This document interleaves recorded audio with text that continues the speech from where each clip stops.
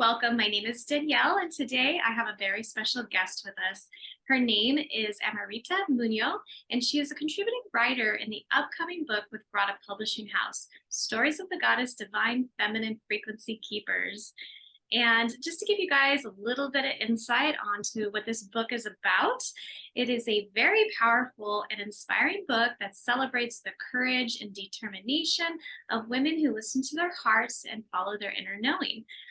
For too long, we have, as women, been suppressed and subjugated to hide all our gifts and survive in a very patriarchal society.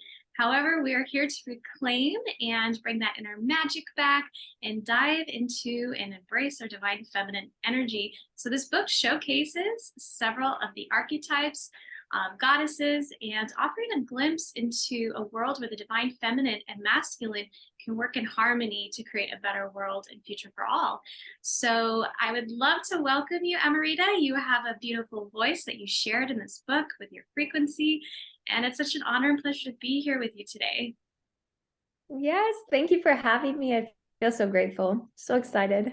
Yeah, and for those who are not familiar with this book, could you tell them a little bit about what it was like for you on your journey to connecting with the goddess and how it was that you came to work with Radhaa Publishing? Yes, absolutely. I would love to. So for me, it was such a beautiful experience, and it was truly allowing me to ground in my divine feminine frequency of receiving. I think that that's a big feminine energy of being receptive and open and being able to allow ourselves to receive. And that was something that I got to learn early on in this process, because I actually had a friend gift me this spot to be in the book, which was such a blessing. And I remember her offering it to me a few times, and I was like, oh, I'm just waiting for the right circumstances to come through. And she lovingly reminded me, she's like, my love, I am working as a channel to offer you a spot. It's up to you to say yes.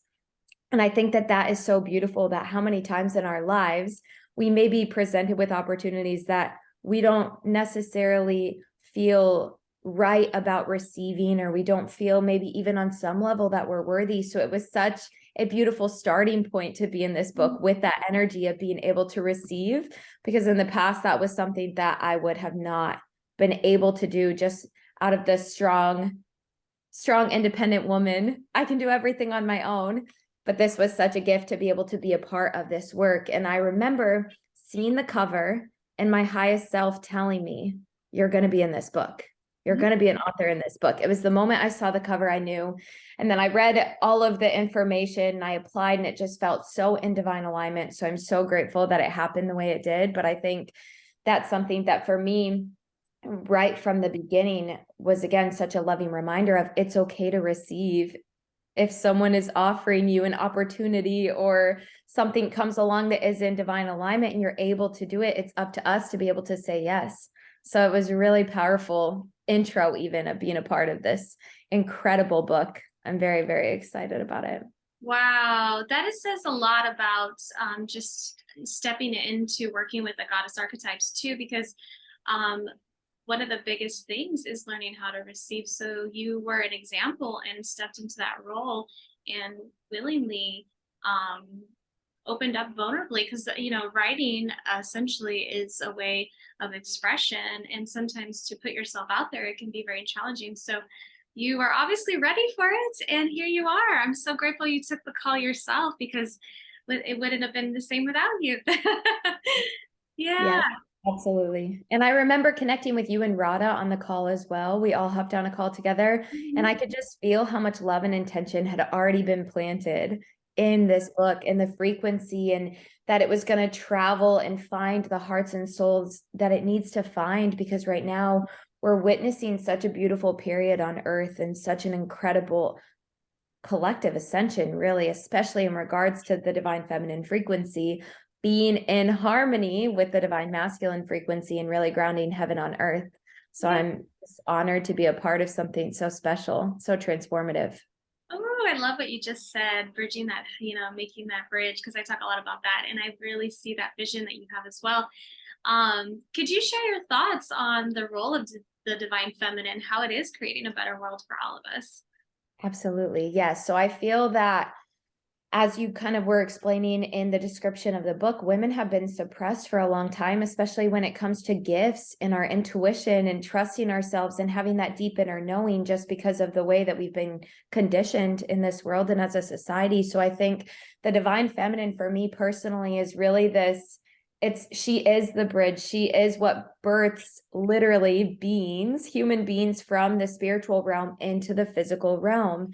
So I think that it's so beautiful that the divine feminine energy can really be in this 5D essence of trusting our intuitive wisdom, trusting the feelings that we get within us, having that nurturing side, kind of that inner knowing, right? And the greatest example of this, I believe, is Mother Earth. And the way that Mother Earth ebbs and flows and is able to shift and expand and change and go with the wind and always persevere no matter what's going on. That to me really is that divine feminine essence. But for me, it's knowing, again, kind of like I was speaking to, that the divine masculine and feminine really have this beautiful ebb and flow and this energy that goes so beautifully together and is able to dance in such harmonious union, that I think that's really what we're witnessing here on earth right now, with the divine feminine rising over and over again and making herself and the energy known, is that the divine feminine doesn't ask to overpower the divine masculine. The divine feminine energy knows and understands that it is an equal balance. And I think that's such a beautiful conversation that now we're starting to witness people having really openly, and even just the energy in general of the divine feminine and divine masculine, that it's an energy and we all have both.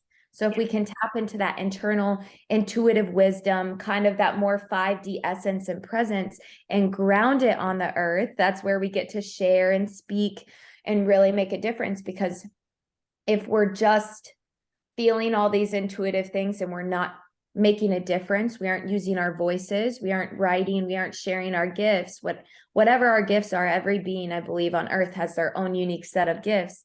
But if we're not sharing them with the collective, why are we here? Why are we on earth right now? And that's something I like to speak to is, yes, we're infinite, powerful, magical light beings, and we incarnated as humans for a reason, to make a difference and to have an impact.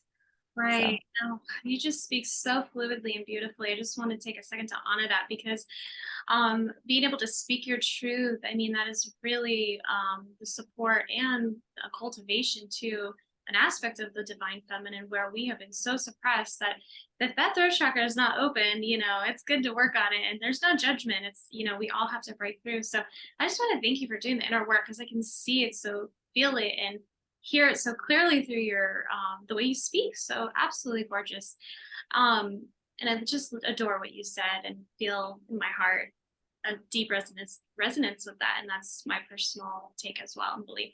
So I do have a question. Could you speak on the idea of why sisterhood is so important, especially now and just in general for the rise of humanity? Yes, such a great thing to bring forward. So for me, I actually had a lot of wounds with the feminine, and I talk a little bit about this in my chapter, my relationship with my mother, the divine or the feminines in my life that were kind of more in that toxic femininity. And I think that as a collective, when we look at, even especially in America, the culture, it's a lot of women competing with other women.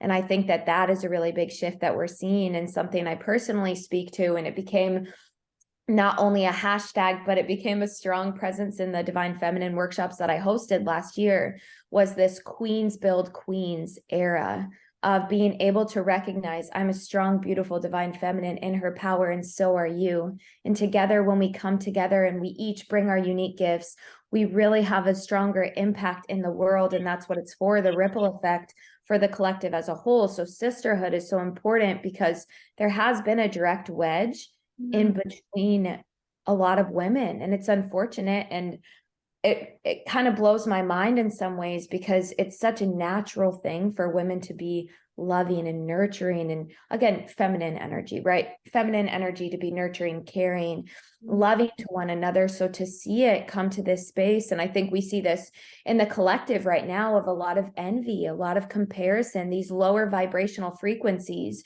We heal the sisterhood wounds by coming together as sisters in community, and by sharing our stories, by sharing our vulnerable moments, by being able to speak like for me and personally, that I had a lot of issues with my mother growing up, that I didn't receive a lot of love from the women in my life. Being able to speak to other women about these wounds is really what helped me heal these wounds. I couldn't do it on my own. I'm a huge fan of inner work. I strongly believe in inner work. And also I think that we're all sacred mirrors of each other. So I would not be able to heal those deep wounds I had with really the toxic feminine energy that still exists. I feel we have to acknowledge it. I had to be able to really face those wounds and open myself up vulnerably and open up my heart to other women, knowing where I was coming from, but not projecting that into my future with the relationships with the women in my life, if that makes sense. It wouldn't be fair for me to every woman that came into my life to just project that pain onto them and assume they were going to hurt me because that had happened to me in the past. So I think that that's something really important to speak on too, is that a lot of women have the sisterhood wound or the mother wound. So again, we heal it by coming together as one and by recognizing that we're all wounded. We're all just these wounded little children. And I know that might sound kind of weird, but it's so true where we're at as a collective and what we're experiencing. Everyone has their own journey, if you will. So being able to open-heartedly talk about it heart to heart, face to face, especially in women's circles, in any form of women coming together in a gathering, whatever way it is. I think that that's really how we come together and heal that collective sisterhood wound, which is very much real. And I think that's a big part of it, is acknowledging that without just like covering it up or pretending it's not there. We have to be able to talk about it and support one another through that healing.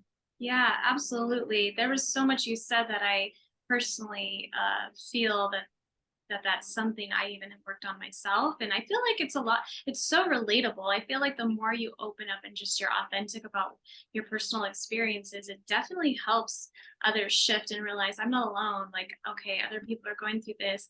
And it doesn't make you, I think it takes you from that victim mode into an empowered divine feminine, and ultimately we want to be the champions of our own life, and that's really what's important, is going from the victim to empowered and rising together. And that's why I really loved this project.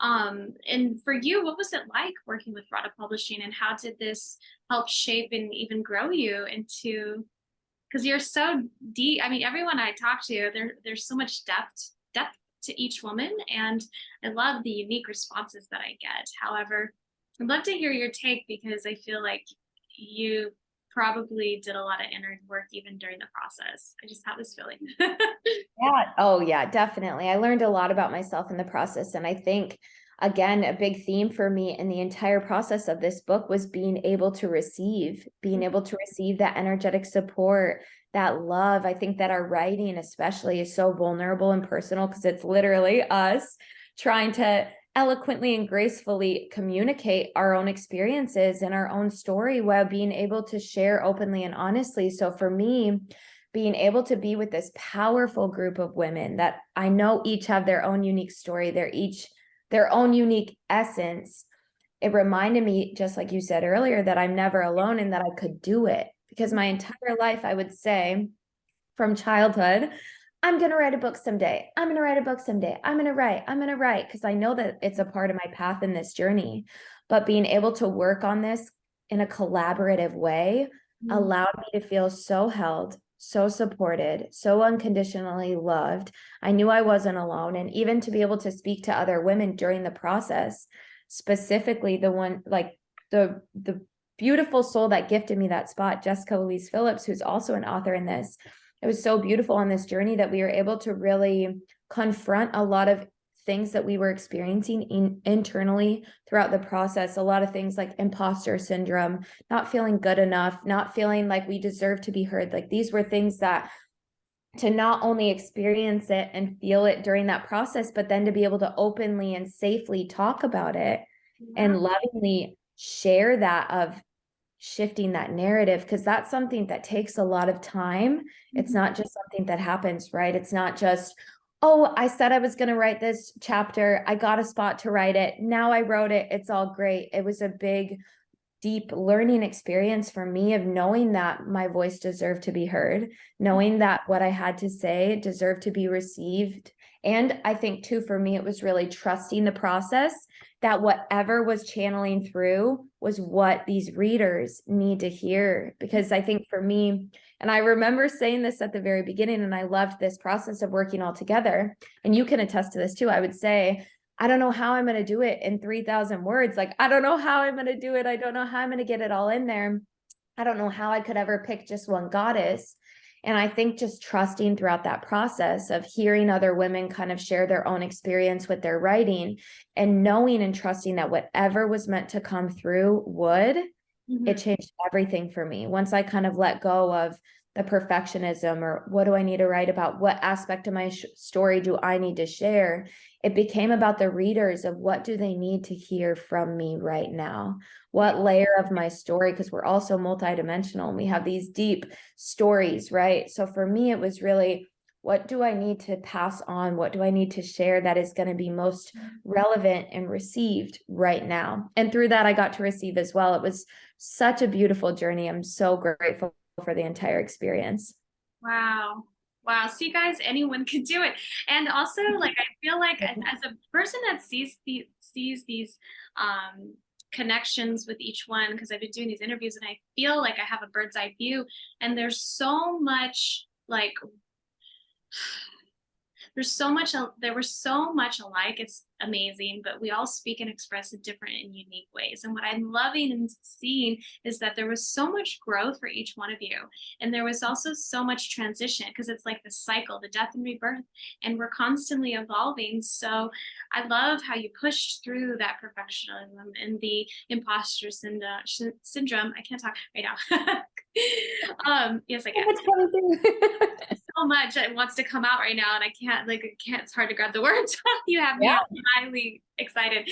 And as we're talking, the sun's coming out, so I can feel the energy like really stream, like coming through.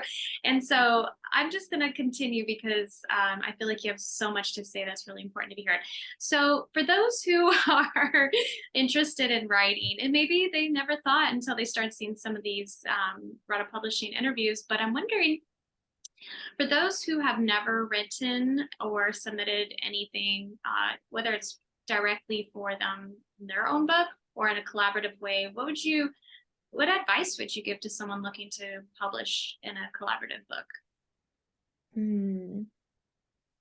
What comes through so strong is that everything we need is already within us. So even if we think on some level, oh, I could never do that, that's a limiting belief in its own way, that somewhere along our journey, someone convinced us that, or we convinced ourselves that. And I'm such a believer that we never know until we try. And I'm a huge person, like a huge fan of just saying, just go for it. I'm so big on this. Take the leap of faith.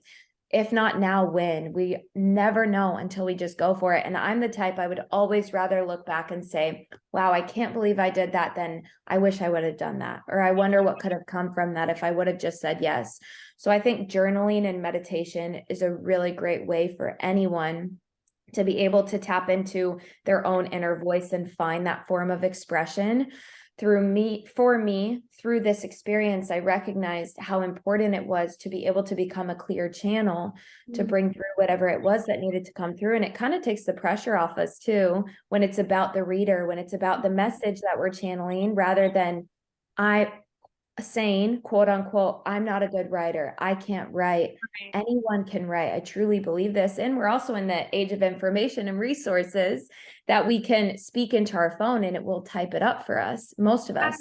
It's access, right? So being able to speak, being able to write, but I think journaling, even just getting that practice, is something that anyone can do. And I work with a lot of clients, and I've heard a lot of people that say, oh, I can't journal, I don't know how, or it's not for me. And I ask them, and I just ask honestly, I say, well, have you really tried? And a lot of times their answer or their responses will no, or, oh, I tried once, it's not my thing. And for me, it's such a juicy, beautiful, sensual process of lighting candles, playing high vibrational frequencies in the background, sitting down with my journal and letting myself open my heart and just flow. It becomes this really beautiful, ritualistic ceremony in its own way of letting all of that out. And even if it's just brain dumping of all of these things I have going on, getting them out, it's such a good way to express that energy, because otherwise it's just bottled up within us sitting there. So if we're able to speak and write, we're letting it out, we're letting it free. And the more we do it, the more it just comes naturally and it will flow. But it's like anything else, where if we're open and willing to practice, and we know that we don't have to do it alone, and that we can do it in a collaborative way, it really takes a lot of the pressure off of, again, it's bigger than just us. We're channeling it through, but it's not about us and directly our story. It's about the message and being a sacred mirror for one another, and knowing that our story has the power to save someone's life sometimes. Yeah. So I think that when we think of it that way, it becomes this beautiful flow of energy rather than this forceful thing that we have to do. Yeah, I agree. What do you hope that the readers will take away from your chapter after they read that? That everything we need is already within us. Each of us, we're so unique, we're so powerful, we're so strong, that the goddess lives within us, and we have the ability to tap into that energy and that God consciousness. I think that that is something that is so profound, because a lot of us are taught and ingrained and conditioned to believe that we get energy or power from an outside source. And I know that this in itself could go very deep, but if we can recognize that we have the ability to tap into that, even just by being open, then we really become infinite and limitless and abundant, which is what we came here for. We came here to explore and rediscover ourselves, and to expand our soul's consciousness individually and collectively as well. So I would hope that my chapter can remind anyone reading it that truly we have it all within us, and we can tap into it. It's there for us to tap into. That's what I would say. I'm like, I could keep going, honestly, on and on and on, but I'll keep it at that. I'll I'll leave it there for now. That was so beautifully said. And overall, from the experience that you did have with Radhaa Publishing House, what was that like for you? Did you feel supported? Did you feel like, what would you recommend people working with them? Because I know that a lot of people that get published, they'll do research, and there's, certain things that, that are offered and certain things that aren't. So what is your, overall experience, and how do you feel about, the value in what you're receiving? Yeah, definitely. So for me, I actually took a course on all about publishing and writing a best-selling book. And it was a very in-depth course. And I learned about the self-publishing route, working with a publisher, all of these different things, because this is something that I've known I've wanted to do for a long time. When this opportunity came up for me, it was like this golden compass, or this beautiful gift from the universe, because everything was laid out so easily that I really never felt alone. I never felt like there were limits placed on me. I never felt like I was unable to do it. I felt so supported, and again, unconditionally loved throughout the entire process, that it really allowed me to have faith in myself and the process. If I had questions I could ask, it wasn't something that I had to do all this research or try to get a hold of someone. Everyone was so loving and open throughout the entire process that it really allowed me to feel so held. And it was such a beautiful segue, I think, for me to know that I could write a full book myself, if that's something that I want to do, because being able to have this chapter with so many other powerful beings, it reminded me that I want more chapters. I want more. I want to be able to write more. So I think to open up that door, it's such a beautiful gift from Radhaa Publishing House that so many have the ability to tap into and do it. I would recommend that for anyone that has any soul pull or any desire to write in any way. It was such a beautiful starting point. I'm very, very excited to see what comes in the future from this opportunity, and more collaborations to come, and also more personal work of knowing I can do it. It was it's like learning to ride a bike with training wheels first. That's how I felt in this. It's like you have that loving parent running behind you with the training wheels, knowing that they have their hands on the handlebars, like, you can do it, whispering in your ear, like, you can do it, keep pedaling, keep pedaling. That's what this process felt like for me personally. I felt so safe, which I think that then it's like, again, if we're using that analogy, take off the training wheels, let go, then you're able to ride by yourself and feel free. And I think that that is such a gift when we're able to really provide that support and that love. So it was such a beautiful experience. I'm really honored, truly. Very grateful. It's so profound because I feel very similar to how you feel as well.